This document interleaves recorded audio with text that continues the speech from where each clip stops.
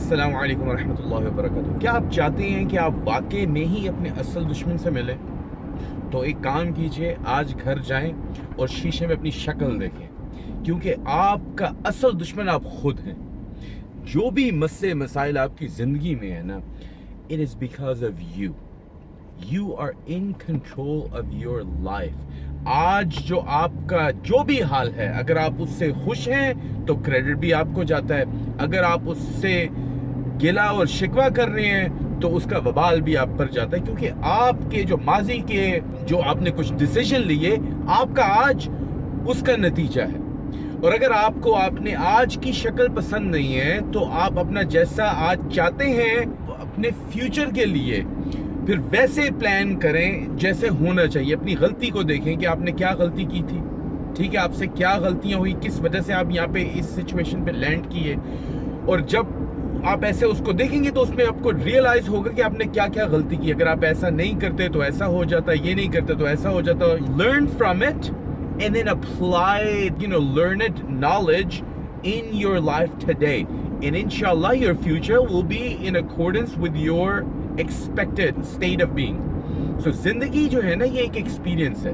اللہ تعالیٰ نے ہمیں یہاں پہ بھیجا ہے، بڑا خوبصورت ہونا چاہیے، اس کو انجویبل ہونا چاہیے، اس کو دکھوں میں غموں میں، اور اس لیے نہیں اللہ تعالیٰ نے ہمیں بھیجا، صرف ہمیں بتایا یہ گیا ہے کہ کرو وہ جو اللہ کا حکم ہے۔ یہ ساتھ ٹیسٹ بھی ہے، آپ لگیے ایسا نہیں ہے۔ رسول اللہ صلی اللہ علیہ وسلم کی ایک حدیث ہے کہ الدنیا سجن المؤمنی و جنت الکافری، کہ دنیا مومن کے لیے قید خانہ ہے، جیل ہے، پریزن ہے، اور کافر کے لیے گارڈن ہے۔ جنت کا مطلب گارڈن ہوتا ہے۔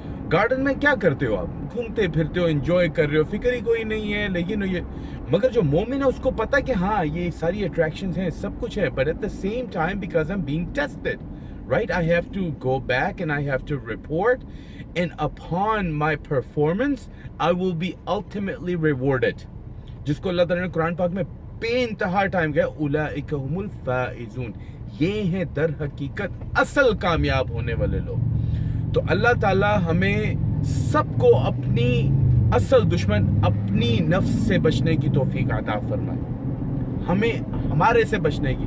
شیطان بھی ہم پر کوئی قوت طاقت نہیں رکھتا جب تک کہ ہم اپنے نفس، اپنی خواہشات کے تلے دب نہیں جاتے ہیں۔ دیکھیں، دنیا میں صرف آپ 3 سٹیٹ میں ہوتے ہو، 2 اصل ہے اور ایک ازومڈ ہے۔ ایک سٹیٹ یہ ہوتی ہے کہ آپ کا جو نفس ہے، آپ کی خواہشات آپ کے کنٹرول میں ہے۔ دوسری سٹیٹ یہ ہوتی ہے کہ آپ اپنی خواہشات کے کنٹرول میں ہیں۔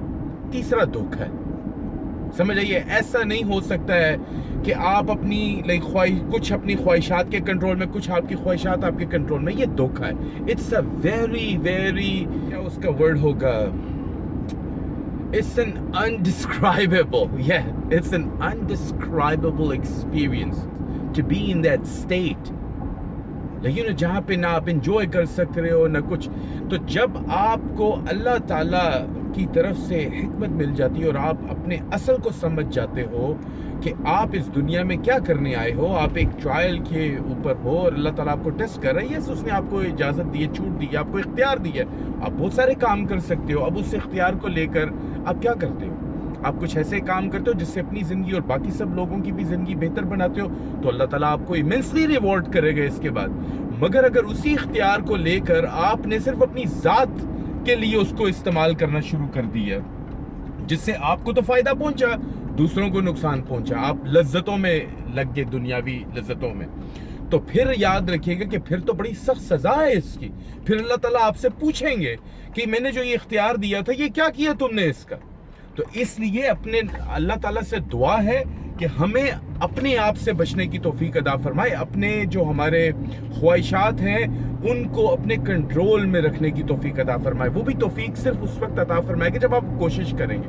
کوشش ہی نہ کریں، اس کی مثال یہ ہے، ایک بھوکا بیڈ میں لیٹا ہوا ہے، ٹھیک ہے، اور وہ تڑپ رہا ہے بھوک سے، مگر منہ سے فریاد نہیں کر رہا کہ اس کو بھوک لگی ہوئی ہے، تو کیا کوئی جان سکتا ہے کہ وہ بھوک سے مر رہا ہے؟ اس کو بولنا پڑے گا منہ سے پہلے کہ مجھے بھوک لگی ہوئی ہے، تب اس کو کھانا دیا جائے گا۔ یہ اللہ تعالیٰ نے رب تعالیٰ تو ہر چیز سے واقف ہے نا، ان اللہ علیم بذات الصدور، آپ کے سینوں میں چھپے راز بھی وہ جانتا ہے۔ مگر اللہ تعالیٰ نے یہ دنیا کا نظام کاز اینڈ ایفیکٹ کے اوپر بنایا، اس کے لیے آپ کو منہ کھولنا پڑے گا، اس کے لیے آپ کو حجت کرنی ہی پڑے گی۔ کیوں؟ اگر آپ ایسے بیڈ پہ لیٹے ہیں اور اللہ تعالیٰ آپ کو کھانا دے دے تو پھر تو اللہ تعالیٰ کی وہ عدل ختم ہو گیا اللہ تعالیٰ کا۔ ایک بندہ ہے وہ محنت کر کے کما رہا ہے اور دوسرا بیڈ میں لیٹا ہوا کھا رہا ہے، بغیر اپنی زبان تک نہیں ہلا رہا، گلہ نہیں کر رہا، تو یہ اللہ کے عدل کے خلاف ہو جاتی ہے بات۔ یس، اللہ تعالیٰ کے معجزات ہوتے ہیں اپنے برگزیدہ بندوں کے لیے، کچھ نشانیاں شو کرنے کے لیے وہ کرتا ہے، مگر یہ اللہ تعالیٰ کا کائنات کا جو اس نے نظام بنایا ہوا ہے یہ اللہ تعالیٰ کی سنت نہیں ہے۔ معجزات اللہ تعالیٰ کی نشانیاں ہیں، اللہ کی سنت ایک منظم نظام ہے جو اللہ تعالیٰ نے پوری کائنات میں چلایا ہے، جس کی وجہ سے ہر چیز گردش کر رہی ہے کائنات میں۔ تو اس لیے انشاءاللہ تعالیٰ اور دوسری جاتے جاتے ایک اور بات یاد آ گئی کہ اکثر لوگ یہ جو ابلیس ہے، جو شیطان اکبر ہے، شیطانیت تو بیسکلی ایک فطرت کا نام ہے، وہ کوئی ذات نہیں ہے۔ شیطانیت انسانوں میں بھی ہو سکتی ہے، جنات میں بھی ہو سکتی ہے، کیونکہ یہ ایک فطرت کا نام ہے۔ جو ذات ہے وہ ابلیس ہے۔ ابلیس کا بھی مطلب کچھ ریفرنسز سے پتہ چلتا ہے کہ اس کا نام حارث تھا، لیکن تبری کے اندر میرے خیال سے ایک روایت ہے۔ حقیقت میں جو بھی اس کا نام ہے، ابلیس کو کہتے ہیں مایوس ترین وہ ذات جو لیکن ایسی مایوسی پہ کہ اس کو امید بالکل ختم ہو گئی ہو، ٹھیک ہے، یہ اس لیے اس کا نام، اس کا لقب ہے ابلیس، اس کا نام نہیں تھا۔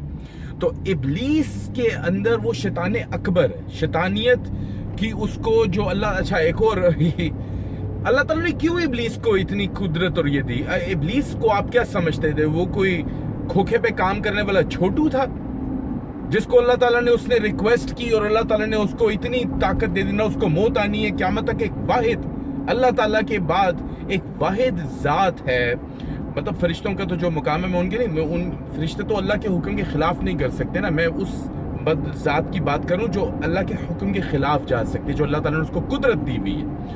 اس میں صرف ابلیس ایک ایسی ذات ہے کہ جس کو قیامت اب موت نہیں آئے گی، اس کو وہ نہیں مرے گا، اس کو موت نہیں آئے گی، اللہ تعالیٰ نے دی ہے۔ تو وہ کوئی چھوٹو نہیں تھا، کوئی چائے کے کھوکھے والا جس کی وجہ سے اس نے ریکویسٹ کی اللہ تعالیٰ سے اور فریاد کی اور اللہ نے اس کی دعا کر کے پوری کر دی۔ ابلیس بڑا برگزیدہ پرہیزگار تھا اللہ تعالیٰ کا۔ کہا جاتا ہے کہ کائنات کا کوئی ایسا چپا چپا نہیں اس نے چھوڑا جہاں پہ اس نے سجدہ نہ کیا ہو، اتنا برگزیدہ تھا۔ مارا کیوں کیا؟ مارا اس لیے کیا کہ اس کے اندر ایک تکبر پیدا ہو گیا۔ پہلے وہ کیوریاسٹی سے ہوا کہ اللہ تعالیٰ ایک انسان بنا رہا ہے۔ خیر یہ لمبا ہو جائے گا، اس کے لیے میں الگ سے ایک ویڈیو بناؤں گا، اس میں ایکسپلین کروں گا اس میں۔ تو کہنے کا مقصد یہ، کوئی ابلیس چھوٹو نہیں تھا چائے کے کھوکھے والا جس نے ایسے ریکویسٹ کی اور اللہ تعالیٰ نے اٹھا کے دے دیا، کسی وجہ سے دیا۔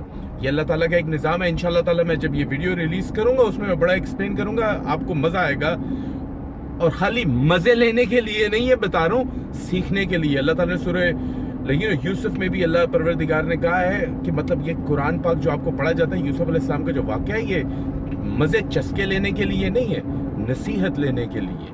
اللہ تعالیٰ ہم سب کو حکمت سے نصیحت لینے کی توفیق عطا فرمائے، اپنی زندگیوں پہ اپلائی کرنے کی توفیق عطا فرمائے، اپنے لیے اور دوسروں کے لیے اس سے ہدایت عطا فرمائے۔ ٹھیک ہے، السلام علیکم ورحمۃ اللہ۔